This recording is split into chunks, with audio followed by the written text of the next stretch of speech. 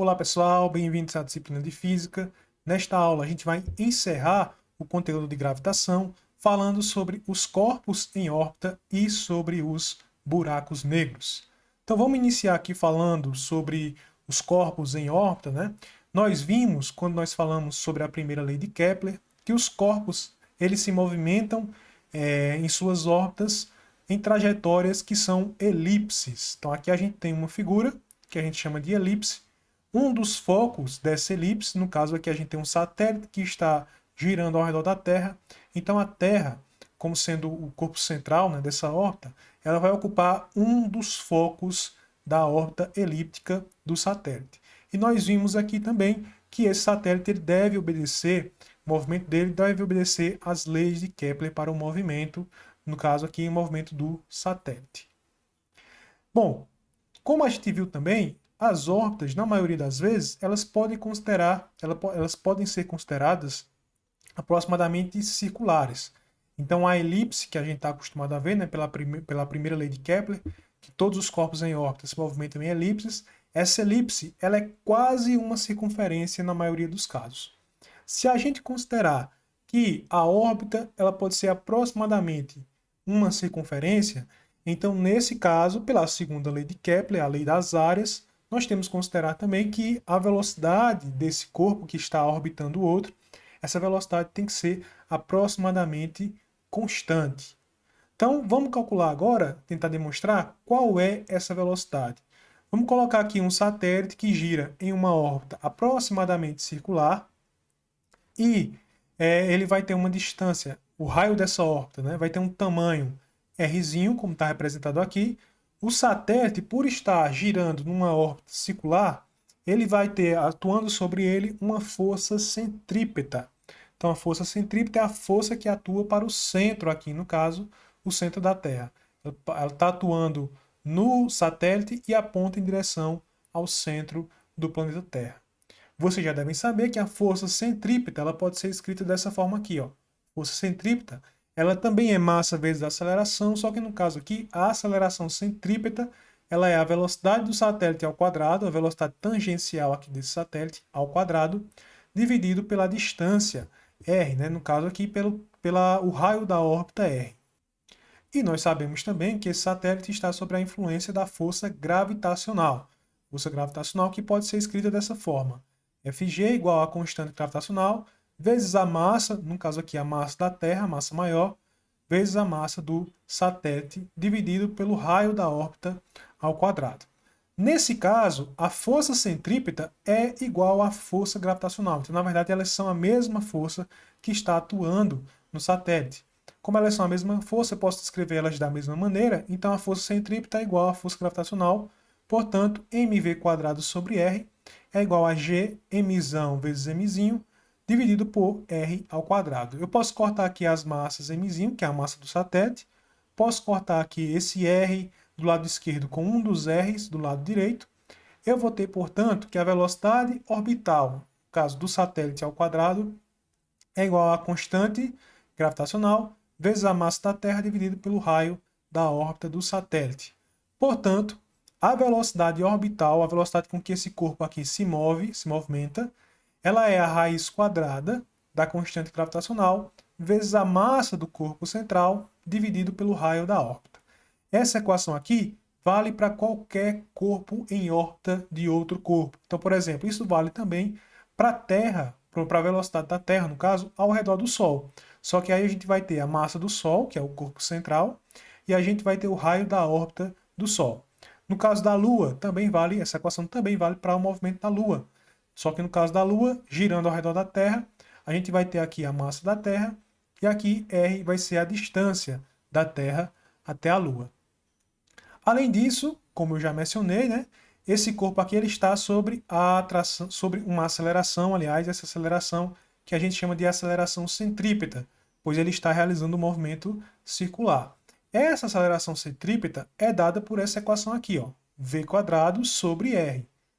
Eu também posso escrever essa aceleração de uma forma diferente, que é ômega quadrado, lembrando que ômega é a velocidade angular, ou seja, a quantidade de ângulos aqui que o vetor que liga o centro da Terra até o satélite aqui, esse raio vetor, né, ele vai se movimentar, ele vai cobrir uma certa quantidade de ângulos em um certo intervalo de tempo.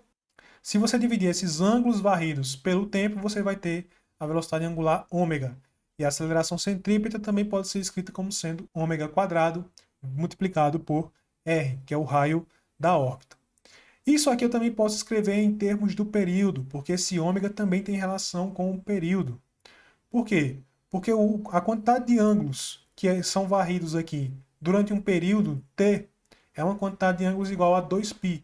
Portanto, ômega é igual a 2π sobre t. E ômega quadrado vai ser 4π quadrado sobre t quadrado.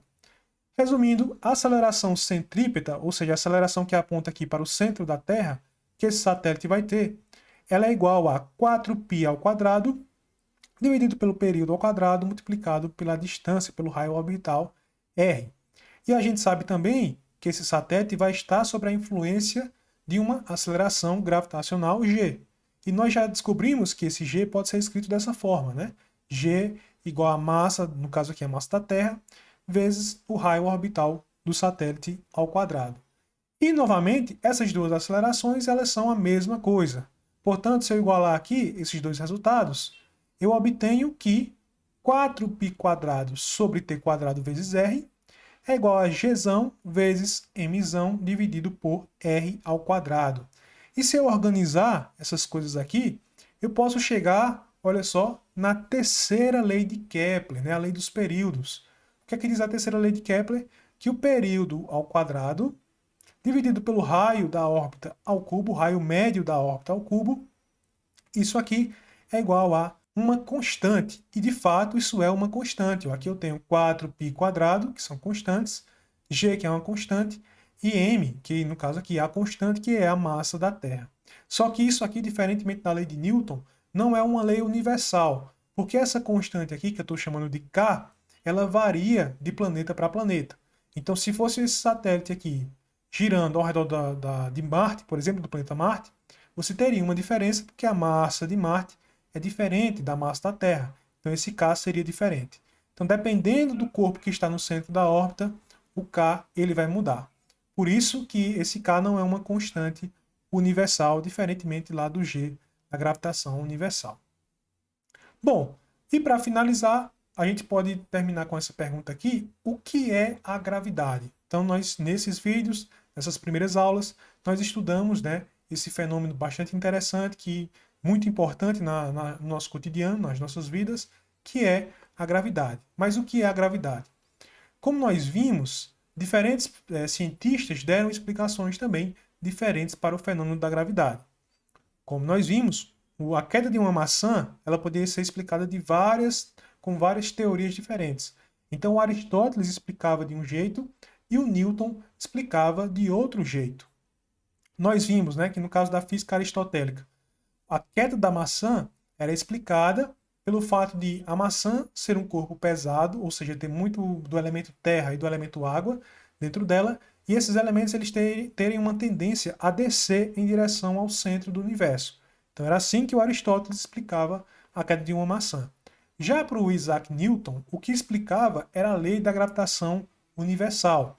Ou seja, você tem uma maçã que está sendo acelerada porque ela está sofrendo aqui uma força da Terra.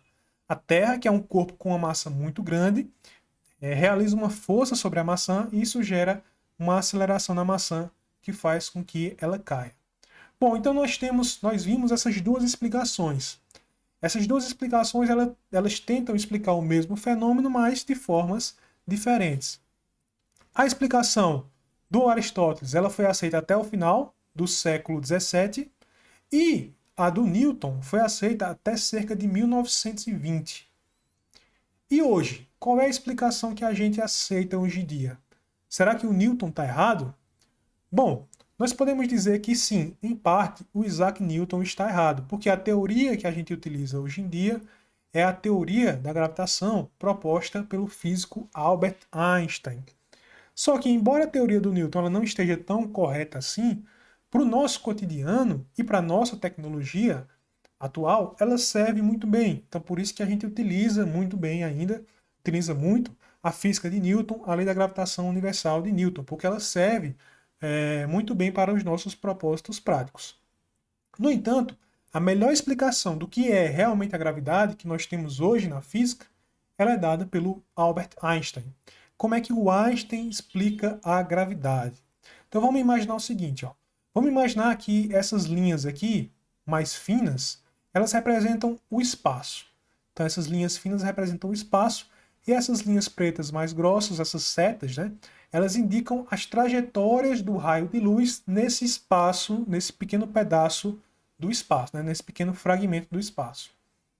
Bom, se esse fragmento do espaço não tem nenhuma massa nesse fragmento, né, nenhum objeto com uma massa muito grande, então nós dizemos que esse espaço ele é um espaço plano.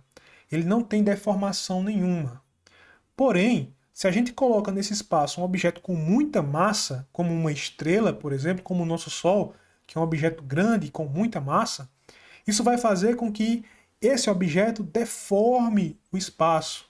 Então ele vai deformar essas linhas. Então as linhas ó, que antes eram retas, agora elas vão ser todas tortas aqui, né? Então essa deformação no espaço, ela acontece por causa da presença desse objeto com uma massa muito grande. E veja que como o espaço é curvo, ele é deformado, a luz que antes andava em linha reta, ela também acaba sendo deformada, né? A trajetória dela acaba sendo deformada pela presença desse corpo massivo. Uma analogia que a gente pode fazer é se você imaginar um lençol que está suspenso, um lençol suspenso e esticado, e você colocar um objeto com uma massa considerável sobre esse lençol. O que acontece? O objeto ele vai deformar o espaço. No caso aqui, vai deformar o lençol. Então isso é equivalente a um objeto de massa muito grande deformando o espaço. E é essa deformação do espaço que a gente chama de gravidade. Então aqui a gente tem alguns exemplos do que acontece com um raio de luz se a deformação for significativa, né? Se a deformação do espaço for significativa. Esse raio de luz aqui, ó, ele sofreu um desvio, então ele não vai mais em linha reta. A gente tem outro raio de luz aqui que acabou entrando em órbita desse ponto, digamos que esse ponto aqui seja um ponto com muita massa, o raio de luz entrou em órbita dele, e a gente tem outro raio de luz que acabou caindo, né? Não conseguiu escapar desse objeto com uma massa muito grande. Então, mesmo que a luz não tenha massa, ela acaba sendo desviada porque ela está andando num espaço que é deformado, que está deformado.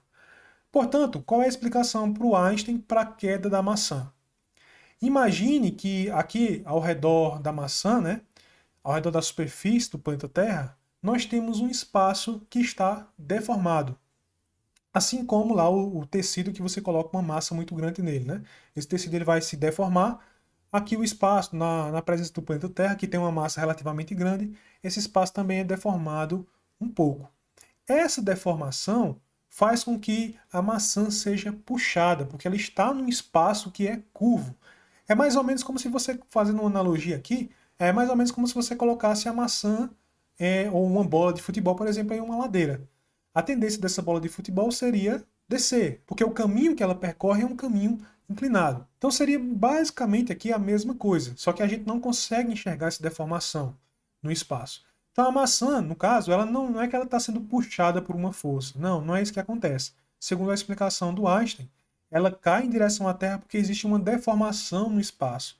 E se você soltar qualquer coisa nessa deformação, vai acabar descendo. Assim como, se você pega lá o tecido novamente, coloca um objeto pesado, esse objeto pesado deforma o tecido, se você colocar alguma coisa, um objeto mais leve, uma bolinha de gude, por exemplo, nesse tecido, ela vai acabar caindo em direção ao objeto pesado porque o tecido foi deformado. Então aqui o tecido do espaço, ele também acaba sendo deformado. E aí a maçã, ela entra num estado de movimento inercial. É como se ela estivesse descendo uma ladeira, só que agora nesse espaço curvo, né?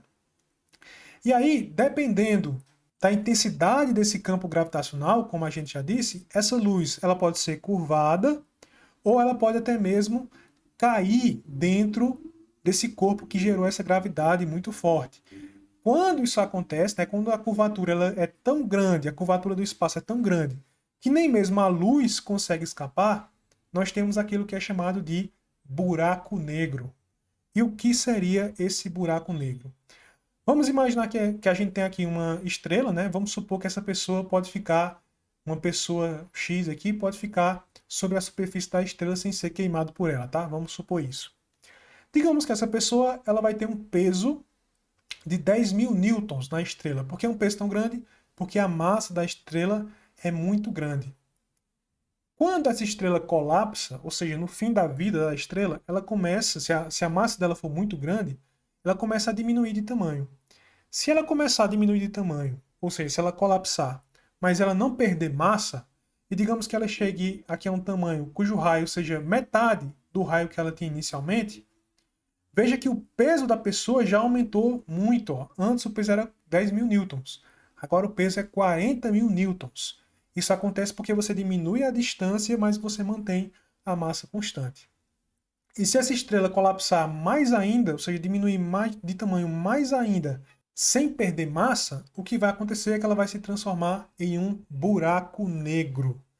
E tudo que se aproxima muito de um buraco negro acaba caindo dentro dele. Né? Então, qualquer coisa que cai no buraco negro, ela vai ser exprimida para fora da existência física. Por que isso acontece?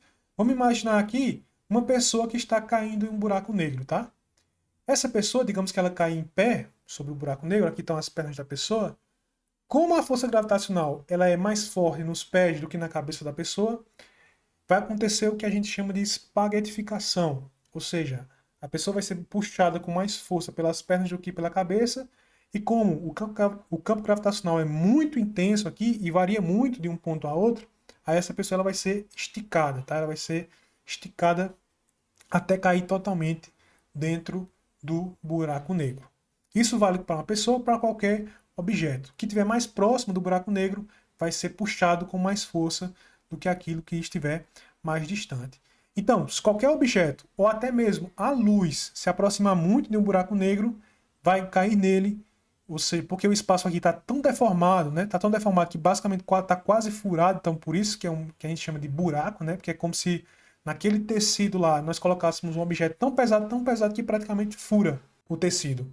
Aí nesse caso você tem o buraco negro, né? Quando a curvatura do espaço é uma curvatura muito grande, muito grande, muito grande, que nem mesmo a luz consegue escapar dessa curvatura. E aqui nós temos o registro, né? A primeira imagem que o ser humano, que os cientistas conseguiram de um buraco negro. Então essa aqui foi a primeira imagem, foi capturada pelo projeto Event Horizon Telescope, abreviatura, né? É EHT. E esse projeto nada mais é do que uma rede de radiotelescópios espalhadas pelo mundo.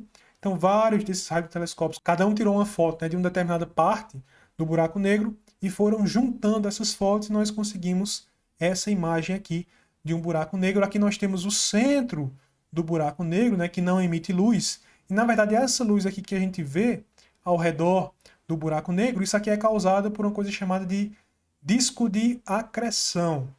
O que é esse disco de acreção?